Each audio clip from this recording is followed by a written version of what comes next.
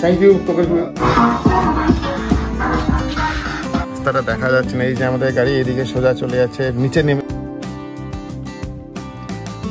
Good afternoon. এই just বাজে 1টা-1:30 নাগাদ বাজে। এই জাস্ট একটু আগে ঘুম থেকে উঠেছি। কালকে ফিরতে লেট হয়ে গিয়েছিল, ডিনারও বাইরে কালকে হোটেলেই করেছিলাম, তার জন্যে আর ফিরতে লেট হয়ে গিয়েছিল। ডিনার করে এসে বাচ্চাগুলো তো যাই হোক একটু রুটিন চেঞ্জ হয়েছে, ঘুমোতে ওরাও লেট করেছে। তারপরে তো শুতে আর গল্প করে শুতে তো লেট করেছে। হোপফুলি কালকে ভিডিওটা আপনাদের ভালো লেগেছে। মানে আমি অনেক দিন ধরে ফেসবুকে দেখছিলাম লুপ ব্রিজটা কি এমন এত লোকজন যাচ্ছে। কালকে যাওয়ার পর তো আমারও একদম মানে চোখ বড় হয়ে গেছে। মানে ওয়ান্ডারফুল পিস অফ ইঞ্জিনিয়ারিং। এত সুন্দর যে মানে ব্রিজটা করেছে, পাহাড়ের গা দিয়ে ঘেঁষে ব্রিজটাকে বানিয়েছে। শুধু বানানো বললে ভুল হবে, কারণ এমনি ব্রিজটা মানে এতটা উঁচু পাহাড়ের উপর কিভাবে যে করেছে মানে কি বলবো, মানে ওয়ান্ডারফুল। আর আমিও কালকে বহু বছর পর প্রায় পাহাড়ে গাড়ি চালালাম। পাহাড়ে অ্যাকচুয়ালি গাড়ি চালানোর কিছু স্পেসিফিক নিয়ম আছে। অনেকে বলে আমি 10 বছর চালাচ্ছি, 20 বছর চালাচ্ছি, 30 বছর ধরে গাড়ি চালাচ্ছি, সেটা কিন্তু ম্যাটার করে না। পাহাড়ে গাড়ি চালানোর কিছু রুলস আছে, সেই রুলসগুলো যদি ফলো না করে অ্যাক্সিডেন্ট তো হবে। তাই ফেসবুকে বেশ কিছুদিন ধরে দেখছিলাম লুপ ব্রিজে অ্যাক্সিডেন্ট হচ্ছে স্বাভাবিক। এই মিনিমাম বেসিক রুলসগুলো যদি না মেনে চলে, সে 20 বছর 10 বছর সে যতই গাড়ি চালাক অ্যাক্সিডেন্ট তো হবেই। থ্যাংক গড কালকে আমরা খুব ভালোভাবে পৌঁছে গিয়েছি, গিয়ে ভালো করে দেখে চলে এসেছি। শ্রাবণী তো একটা টাইমে বলেছিল যে না আর বেশি উঠতে হবে না, কিন্তু ওরকম করে বললে তো হয় না। পাহাড়ে ওঠার সময় একটা জায়গায় এমন একটা টাইমিং আছে, আমাকে উপরে উঠে যেতে হবে, আমি ওখান থেকে ব্যাক করে নিতে পারবো। এটা তো প্লেন রাস্তা না যে আমি গোল করে ঘুরিয়ে করে নেব। তো তারপর আলটিমেটলি গন্তব্যস্থলে পৌঁছেছি। বাপরে বাপ, প্রচণ্ড খাড়া এবং স্টিফ রাস্তা। যাই হোক রাস্তাটা অনেক চওড়া ছিল, সেরকম না, এর থেকেও মানে সরু রাস্তা। অনেক খাড়া পাহাড়ে উঠেছি, বাট কাল অ্যাকচুয়ালি বহু বছর পরে উঠেছি পাহাড়ে, বাট খুব একটা মারাত্মক ওয়ান্ডারফুল এক্সপিরিয়েন্স ছিল। ফুলি আপনাদেরও ভালো লেগেছে। যারা কলকাতা থেকে দেখছে, যদি না জেনে থাকেন তাহলে মানে সামনে তো সামার ভ্যাকেশন আসছে, অ্যাটলিস্ট এই লুপ ব্রিজটা কিন্তু অবশ্যই মিস করবেন না। এটা মানে লিস্টে একটা অ্যাড করে নেবেন। অ্যাকচুয়ালি ওই রাস্তাটা সোজা যাচ্ছে লাভাতে তো অনেকেই যায়, কিন্তু লাভাতে অ্যাকচুয়ালি যাওয়ার অনেক রাস্তা আছে, বাট ওই লুপ ব্রিজ হয়ে যে যাওয়ার রাস্তাটা ওটাই করবেন, তাহলে একদম মানে প্রথম থেকেই এক্সপিরিয়েন্সটা একদম থ্রিলিং ব্যাপারটা হয়ে থাকবে। যাই হোক বাচ্চাগুলো তো স্নান খাওয়া দাওয়া হয়ে গেছে, আমিও জাস্ট একটু করে স্নান করে নেবো। গরম তো এদিকে একদম না বললেই চলে, ফ্যান চলে হালকা, বাট ওই রাতে কিন্তু গায়ে একটা ব্ল্যাঙ্কেট দিতে হয়। ইয়েস অফকোর্স, কলকাতার মতন অতটা গরম নেই, গরম নেই বললেই চলে। একটা ফ্যান চালিয়ে গায়ে ব্ল্যাঙ্কেট দিয়ে খুব সুন্দর ঘুম। আজকে যেরকম মেঘলা ওয়েদার, সেরকম কোনো টেম্পারেচার নেই বললেই চলে। আমি তো গাড়িতে বসে আছি, তাই নয় হালকা একটু গরম লাগছে, but weather is very awesome. আজকে সেরকম কিছু বাইরে যাওয়ার প্ল্যান নেই, আমি ঠিক জানি না, যদি বেরোয় তাহলে দেখা যাবে। হোপফুলি বেরোবে, না হয়তো দেখা যাক, লেটস সি। সোমবার দিন মানডেতে শিলিগুড়ি একবার যাবো ভাবছি, কারণ ওই গাড়িটা সার্ভিস সেন্টারে যেহেতু নিয়ে যেতে হবে। অনেক কিলোমিটার হয়ে গেছে, মোর দ্যান 10,000 বেশি কিলোমিটার হয়ে গেছে এই লাস্ট সার্ভিসিংয়ের পর। দেখা যাক, ফোন করে তো বুকিং অ্যাপয়েন্টমেন্ট নিয়ে রেখেছি। তো দেখা যাক আজকের দিনটা কিভাবে প্ল্যান করা যায়, সেরকমভাবে আপনাদের সাথে শেয়ার করার চেষ্টা করব। যাই হোক সঙ্গে থাকবেন, সাথে থাকবেন নিয়ানেস চ্যানেলে। খুব সুন্দর করে মামামকে সাজিয়ে দিয়েছে, খাওয়া দাওয়া কমপ্লিট, পুচকিটারও খাওয়া দাওয়া কমপ্লিট। পুচকিটা তো ঘুম পাড়িয়ে দিয়েছে, ইনফ্যাক্ট ওকে রেডি করিয়েই ঘুম পাড়িয়েছে। তারপরে যখন বেরোনোর তো প্ল্যান, কোথায় যাবো সেটা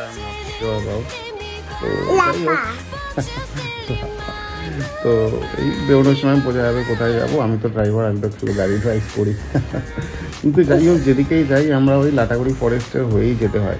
মানে পাহাড়ে যেতে গেলে ওই ফরেস্ট ক্রস করে যেতে হয়, তারপর পাহাড়, ঝর্ণা, হোয়াটএভার। যাই হোক কালকে অ্যাকচুয়ালি সন্ধ্যের পরেও আমি গিয়েছিলাম, মানে আর একটা ওখান থেকে এই লুপ ব্রিজ ক্রস করে তারপরে আমরা গিয়েছিলাম ফাগু একটা হিল স্টেশন।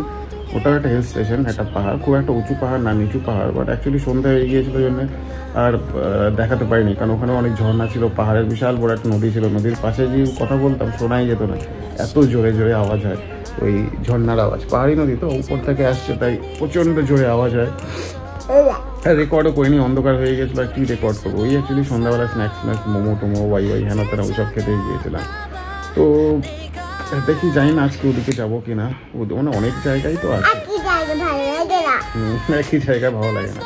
তো যাই হোক কালকে আর ক্যামেরা করা হয়নি। দিনের বেলা একদিন যদি যাই তাহলে দেখাবো ওই পাহাড়ি নদীটা প্লাস ঝর্ণা যেগুলো আছে। আজকে দেখা যাক ওই বিন্দুর দিকে খুব সম্ভবত হয়তো যাবো। বিন্দুটা এখন খুব খারাপ পাহাড়, প্রচণ্ড খারাপ পাহাড়, মানে স্টিফ হিল ওটা। ওদিকে তো প্রচুর ঝর্ণা ফর্ণা হেনা তেনা পাহাড়ি নদী, ওদিকে মানে সিনারির অভাব নেই। কিন্তু এখনই তো 4টে বাজে, তার মধ্যে আজকে সেরকম রোদও ওঠেনি, যেতে যেতে হয়তো সন্ধ্যা হয়ে যাবে। আমি জানি না, যদি মানে সময় মতন যদি একটুও লাইট থাকে আমি পুরো ক্যাপচার করবো। অসাধারণ অসাধারণ এইসব জায়গাগুলো হচ্ছে আমরা লোকাল যারা তারাই জানি। মানে এগুলো হচ্ছে মানে আনডিসকভার্ড মানে জায়গা, যেগুলো আমরা লোকালে থাকি তারাই জানি। ওই ঝালং, বিন্দু, তারপরে আর একটা কি ড্যাম আছে মনে পড়ছে না, জলঢাকা ড্যাম, ওই জায়গাগুলো আমরাই শুধু জানি লোকাল যারা আছে। যারা বাইরে কলকাতা থেকে আসে তারা শুধু বড় বড় ভালো করে টুরিস্ট স্পটগুলোতেই যায়। এইসব জায়গাগুলো অ্যাকচুয়ালি অতটা ডিসকভার্ড না, কিন্তু এই জায়গাগুলো খুব ওয়াইল্ড জায়গা, খুব ওয়াইল্ড জায়গা। খুব সরু সরু রাস্তা, পাহাড়ের মাঝখান দিয়ে দুটো গাড়ি পাশাপাশি গেলে একেবারে কোনো এইটুকুন মাঝখানে গ্যাপ থাকে, অত দুটো গাড়ি মাঝখানে আস্তে আস্তে ক্রস করতে হয়। মানে বুঝতেই পারছেন কতটা সরু রাস্তা। দেখা যাক বেরোনোর সময় বোঝা যাবে কোথায় যাবো আজকে। হ্যাঁ, মুখে আর দেয় না। এই যে বেরোনো হচ্ছে, কুর্তিটাকে নিচ্ছি না, মাম্মাম রেডি হয়েছে, লেট হয়ে গিয়েছে। করি মূর্তির দিকে যাবো খুব সম্ভবত, দেখা যাক কত দূর যাওয়া যায়। বেরোলাম, বন্ধু আমার এক বন্ধু নীলুর জন্য ওয়েট করছি। সন্ধে হয়ে গিয়েছে, তাই আর লাটাগুড়ির দিকেই যাবো। ওখানে গিয়ে রেস্টুরেন্টে গিয়ে খাওয়া দাওয়া করে ব্যাক করে চলে আসবো। আজকে আবার মানে আমার বোন, মানে আমার সাথে শাওনি, মানে ওর বার্থডে আছে, তাই আজকে একটু তাড়াতাড়ি ফিরতে হবে, কারণ ওই কেক টেক কাটা যায়, ছোটো করে একটা সেলিব্রেশন আর কিছু। এটা তো চলে এসছে। এটা হচ্ছে লাটাগুড়ি বাজার, লাটাগুড়ি ফরেস্টের আগে এখানে মার্কেট আছে। টুরিস্টরাও এখানে টুকটাক খাওয়া দাওয়া করে, টুকটাক জিনিসপত্র কেনে, গেটের সব জিনিসপত্র কেনে। এই হচ্ছে লাটাগুড়ি বাজারটা। এখান থেকে আর 500 কি 600 মিটার থেকে হচ্ছে লাটাগুড়ি ফরেস্টটা শুরু হয়। সব রকমের টুকটাক দোকানই আছে। তার সামনে রিসর্টগুলোও শুরু হয়েছে। বাজারটা শেষ হলে সব ডান দিক বাদিক রিসর্ট শুরু হবে, ফরেস্ট রিসর্ট, তারপরেই ফরেস্টটা শুরু হবে। এই যে কিছু বেতের হ্যান্ডমেড কিছু বেতের দোকান আছে এদিক ওদিক। সামনে একটা ফেমাস দোকান আছে বৌদির হোটেল, যেখানে খুব ভালো মাটন বিক্রি হয়। এই ডান দিকের দোকানটা, এটা হচ্ছে সেই বৌদির হোটেল, যেখানে এই কী বলে ওটাকে, কাঠের যে উনুন হয় ওইতে মাটন তৈরি হয়। সামনে তো সব রিসর্টগুলো শুরু হচ্ছে। এইদিকে বিশাল বড় একটা লেক আছে, মানে এটা কোনো গভর্নমেন্ট রিসর্টেরই লেক। পরপর এখন সব রিসর্ট, এদিকেও রিসর্ট, এদিকে ওইটাও একটা নতুন রিসর্ট হয়েছে, এটাও একটা গভর্নমেন্টের বড় রিসর্ট হয়েছে। এটা ডান দিক বাদিক এখন চারিদিকে সব রিসর্ট আছে, ফরেস্ট রিসর্ট।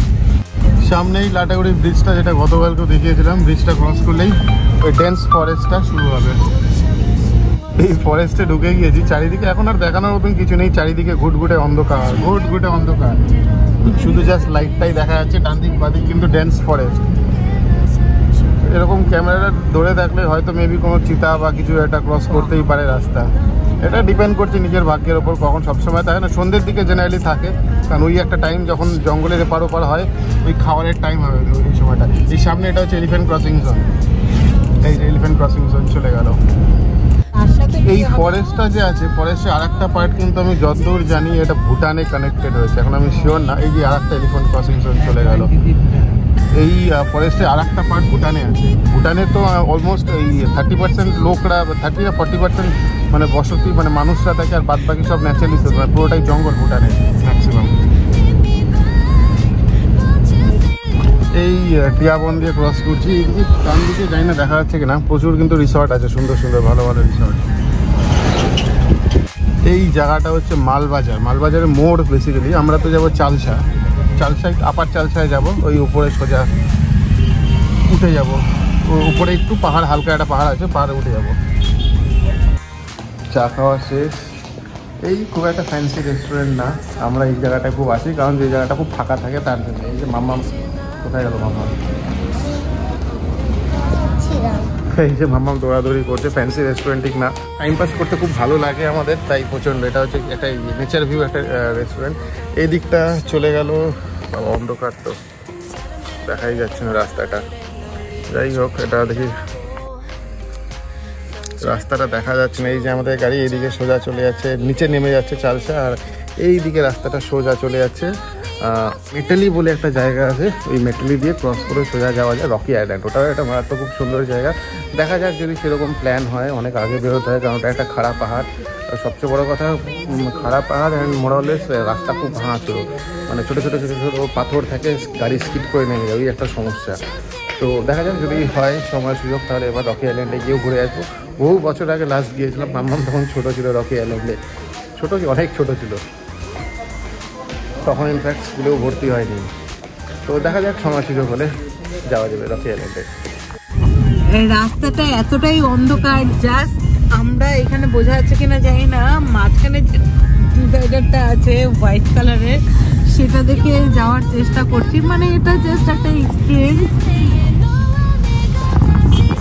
বাইরেও কত অন্ধকার, লাইট অফ করে যেতে পেরেছে, মানে এই এক্সপিরিয়েন্সটা আজকে এটা এই কারণেই করছি। 12টার পরে বোনের জন্মদিন, তো ওকে নতুন কিছু বোঝানোর চেষ্টা করছে, অভিজ্ঞতা।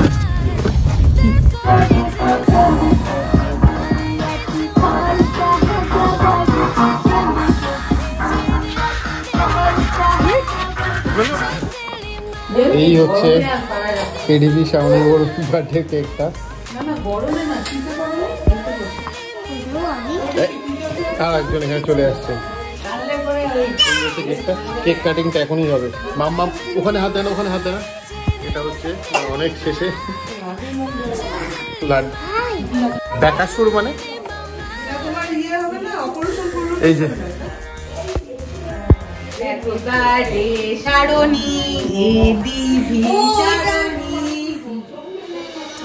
মাম্মা এতগুলো জ্বালাতে হবে না মাম্মাম, সব জ্বালাচ্ছ, এটা কেকটাই তোমার ইয়ে হয়ে যাবে। সামনের বছর যখন বিয়ে হয়ে যাবে তখন এতগুলো জ্বালাতে পারবা, তখন তো বরের হিসাব মতন জ্বালাতে হবে। আমার তো খুব কষ্ট হবে, চলে গেল। হ্যাপি বার্থডে শারুনি,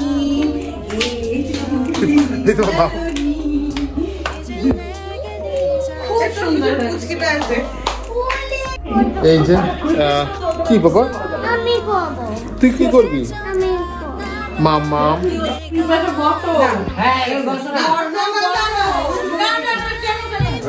ওই দাঁড়া রে বাবার দাঁড়া। Happy birthday to me, happy birthday to you,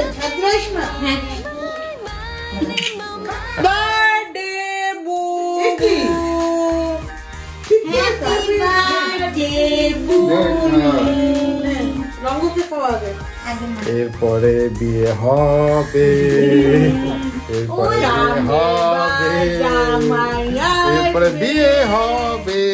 এরপরে বিয়ে হবে, হয়ে গেল কত। এই যে এডিবি,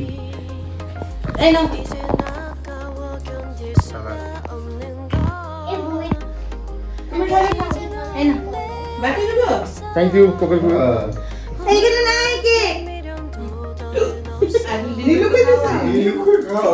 লাড্ডু আমি খাই নেবো কেন? 절대 좋은 남자가 아니래 나만